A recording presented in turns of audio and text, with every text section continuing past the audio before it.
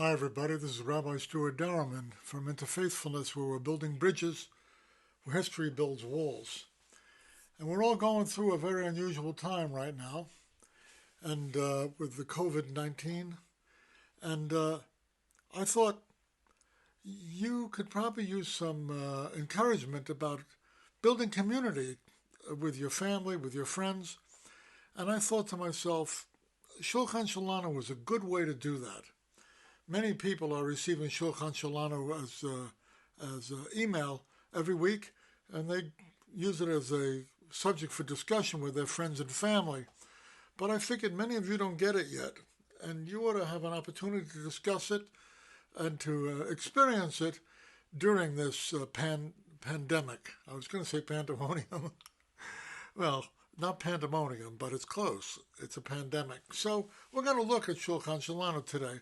It's a discussion guide that people use at their Shabbat tables in order to discuss something else besides politics, which at my table is absolutely necessary. So let's take a look at Shulchan Shalanu, and I think you might enjoy it, and I hope you get eyes and ears and a heart to say, hey, I want to use it at my house. I'll even leave you a link as a comment here to enable you to use it in your home. So let's see if we can get it up and ready for us. Okay, there it is, and there I am up there in the corner, and here is the beginning of our copy for this week. It starts out with a Torah reading. And here it is. Moshe said to the whole community of the people of Israel, here is what Adonai has ordered. Take up a collection for Adonai from among yourselves. Anyone whose heart makes him willing is to bring an offering for Adonai. Then we'll skip a few verses. We pick it up. Then the whole community of the people of Israel withdrew from Moshe's presence, and they came, everyone whose heart stirred him, and everyone whose spirit made him willing, whose human spirit made him willing. And they brought Adonai's offering for the work of the tent of meeting, for the service in it, and for the holy garments. So we're beginning to see the kinds of contributions that were made in order to make community happen for the children of Israel. Verse 30, Moshe said to the people of Israel, see, Adonai has singled out Bezalel, the son of Uri, the son of Hur, of the tribe of Yehudah. He has filled him with the Spirit of God, that's the divine Spirit, with wisdom and understanding and knowledge concerning every kind of artistry. He is a master in design of gold, silver, bronze, cutting precious stones to be set, wood carving, and every other craft. Adonai has also given him an Aholiav, the son of Achisamach of the tribe of Dan, the ability to teach others. So that's more gifting from God. God has given them the ability to teach others.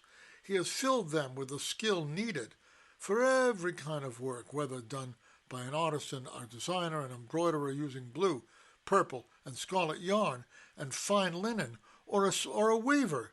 They have the skill for every kind of work and design. Moving down to chapter 36, Bezalel and Aholiav, along with all the craftsmen whom Adonai has endowed with the spirit and skill necessary to carry out the work needed for the sanctuary, are to do exactly according to everything Adonai has ordered. Then all the way to the end, to chapter 40.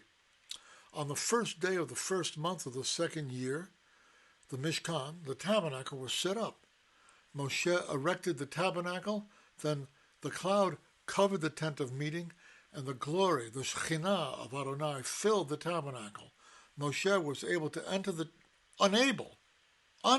enter the tent of meeting because the cloud remained on it, and the Shekhinah of Adonai, the Kavod Adonai, filled the tabernacle. Whenever the cloud was taken up from over the tabernacle, the people of Israel continued on all their travels. But if the cloud was not taken up, they did not travel onward until the day when it was taken up. So, there's a lot here. Let's see. There's some questions that we ought to deal with here. So let me get my nice little face out of your way here.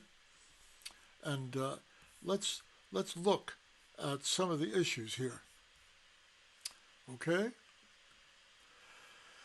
At the beginning of the verses supplied here, what did the ordinary Israelites do to assist in the building of the Mishkan? What did they do? They brought their gifts. They brought stuff. All kinds of stuff is listed in the Torah. I didn't list it here, but all kinds of stuff. Blue and purple and scarlet yarn, all kinds of expensive items. Would you call these gifts spiritual gifts or natural gifts? And I think you'd probably have to say spiritual gifts. No, natural gifts. It's stuff. Number 3, we also read of Bezalel and Holiav. What role did they play in the building of the tabernacle?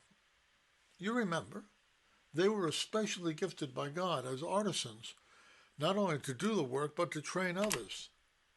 Now, earlier in the book of Shemot, of Exodus, Adonai told Moshe, you are to erect the tabernacle according to the design you've been shown on the mountain. So, God made the design. He did the blueprint. So he's the architect. What title would you give to Moshe? If Adonai was the architect, what was Moshe? I guess you'd call him the contractor. He was the contractor of the tabernacle. He expedited the blueprint and made sure that everything went well. That's interesting to me.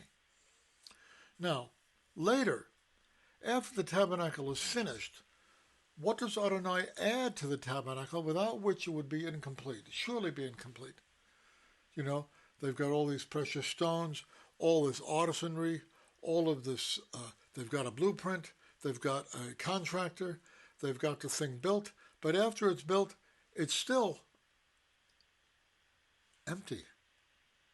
What does it need? What do we read? We read that there in chapter 40, across the page, on the first day of the first month, second year, the tabernacle was set up. Moses erected the tabernacle. Then the cloud covered the tent of meeting, and the glory of Adonai filled the tabernacle. So the tabernacle was not complete at all until the presence of God filled it. That's interesting. What does that mean for our worship meetings? Now, right now, most of us are not having services. But when we do have services, is it enough that we have all kinds of planning and all kinds of music and all kinds of preparation? All of that is great. But if the presence of God does not fill the place, it's not a place for God to dwell in. A Mishkan is a place for God to dwell in, so he needs to dwell there. So, number 6, question 6. We have read in these passages about natural abilities, about the generous participation of God's people. We've read about acquired skills or building materials. We've read about smarts. We've read about spiritual gifts. We've read about the manifest presence of God.